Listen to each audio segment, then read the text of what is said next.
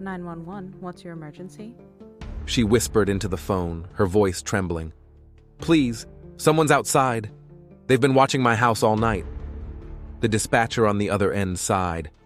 Ma'am, unless they're inside your home, it doesn't sound like an emergency. The line went quiet. This wasn't the first time she had called, and it wouldn't be the last. 3 calls, 3 cries for help, each dismissed as unimportant. Hours later, she was dead. This is the story of Danielle Price, a 34-year-old mother, teacher, and daughter from Raleigh, North Carolina, whose life was cut short not by her stalker's knife alone, but by the indifference of a system designed to protect her. Her death would shake her community, spark outrage across the state, and raise one haunting question. What's the point of 911 if no one listens when you call? Danielle Price lived a quiet life.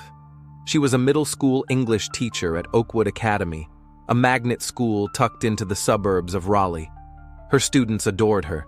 She had a way of making Shakespeare sound like street poetry and could turn even the shyest student into a confident reader. She wasn't wealthy. She wasn't famous. But she mattered. To her students, to her family, to her 10-year-old daughter, Maya. Danielle's life hadn't been easy. She had left an abusive relationship 2 years earlier with Maya's father. Since then, she had built her life back up, piece by piece. A rented home in a safe neighborhood, a steady job, a daughter who laughed again. But trouble has a way of finding those who think they've finally escaped it. By the spring of 2022, Danielle noticed things she couldn't ignore. A car idling across the street late at night. Footsteps outside her window. The sound of her back gate rattling, though she always locked it. At first, she dismissed it. She told herself it was just her nerves, that maybe her ex was trying to scare her but wouldn't actually do anything. Then one night, Maya came into her room. "Mom, there's a man standing by the tree." Danielle rushed to the window. Under the dim glow of the streetlight, she saw him. A tall figure, standing still, staring at her house. She couldn't make out his face, but she knew this was no coincidence. Her hands shook as she dialed 911 for the first time. 911. What's your emergency? There's a man outside my house. He's been standing there watching us. The dispatcher asked routine questions. Was he trying to break in? Did she recognize him? Was he armed? No, he's just standing there. But he's been here before. Please, I'm scared. The dispatcher's tone flattened. Ma'am, unless he's actively threatening you or attempting to enter the property, we can't send a unit right away. It doesn't sound like an emergency. Danielle hung up, feeling foolish. Maybe they were right. Maybe she was overreacting. But her gut told her otherwise. 2 nights later, it happened again. This time, Danielle heard footsteps along her back porch. She turned off the lights and peeked through the blinds. The same man, now closer, his face half hidden under a hoodie. She called 911 again. Her voice was shaking. There's someone on my porch. He's trying the door handle. The dispatcher's reply chilled her. Is he inside your house? No, but he's trying to get in. Ma'am, if he hasn't entered, there's nothing immediate we can do. Keep your doors locked. Call us back if the situation escalates. Click. That was the second time they told her it wasn't serious. By the third call, Danielle was desperate. It was after midnight when she heard a loud bang outside her bedroom window. Maya screamed from her room. Danielle grabbed the phone, whispering into it so the man wouldn't hear. He's back. He's trying to break in. Please, please send someone. The dispatcher asked the same scripted questions. Did she know the man? Was he inside? Did she feel her life was in danger? Yes, he's going to get in. My daughter is here, please.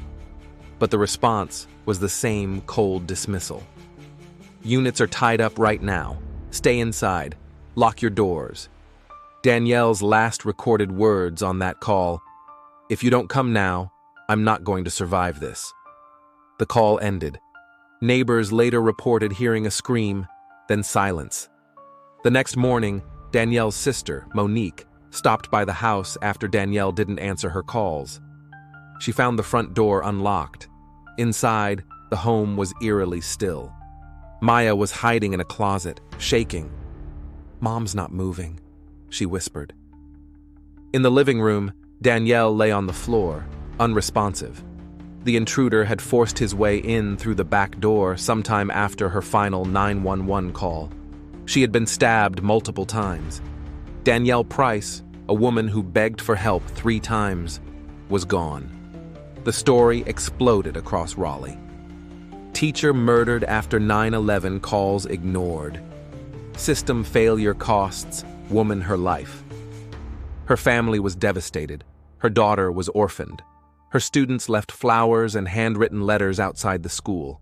Parents wept at the thought that this could happen to anyone, in any home, on any street. The outrage grew when transcripts of her 911 calls were leaked. The dismissive tone, the repeated refusals to send help. The line, "It doesn't sound like an emergency." People wanted answers. Why had 3 separate calls been ignored? Why had no patrol car been sent? Why did a woman have to die before anyone cared? Investigations revealed a broken system. Raleigh's 911 dispatch center was understaffed. Operators were handling too many calls at once. Training emphasized prioritizing imminent threats, which meant unless someone was physically inside a home or brandishing a weapon, the call was often downgraded. Dispatchers later admitted they assumed Danielle was exaggerating, that maybe she was paranoid because of her past relationship. But paranoia doesn't stab you. Neglect does. The man responsible was later caught. His name was Terrell Jackson, 38 years old. He had a long criminal record, including burglary and assault. He had lived just 3 blocks from Danielle. Court records showed Danielle had filed a restraining order against him months earlier after an incident at a grocery store where he cornered her in the parking lot. But like her 9/11 calls, the restraining order had been ignored. No follow-up, no enforcement. In court, prosecutors argued that Danielle's death was preventable. Had one patrol car been sent, had one officer knocked on her door, she would be alive today. Terrell Jackson was sentenced to life in prison without parole, but to Danielle's family, it wasn't enough, because in their eyes, he wasn't the only one responsible. The system had blood on its hands too. Monique, her sister, became the face of the fight for change. Standing on courthouse steps, she demanded accountability. "My sister called for help 3 times. She told them she was in danger. They told her it wasn't serious. Now she's dead. If this isn't serious, then what is?" Her words resonated far beyond Raleigh.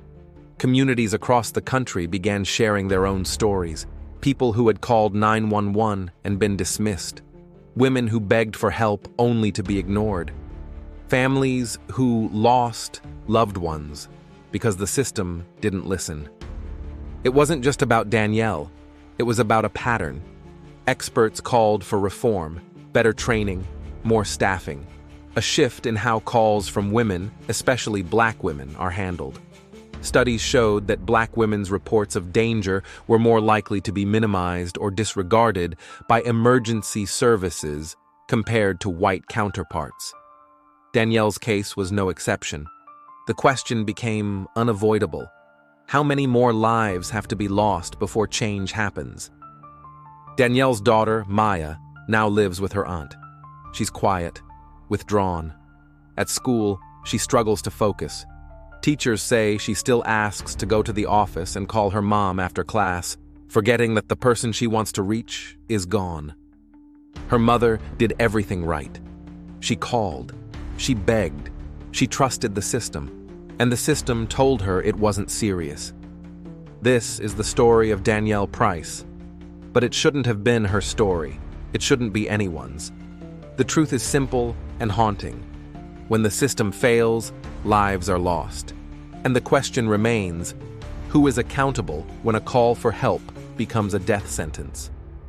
Was Danielle's death caused by one man or by an entire system that decided her life didn't matter enough? What do you think?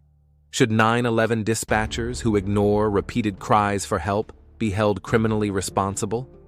Or is the blame solely on the killer who broke in? Let me know your thoughts in the comments. And if you want more stories where justice failed, where victims were ignored, warnings were missed, and lives were cut short, subscribe to Broken Justice, because these stories matter, and someone has to tell them.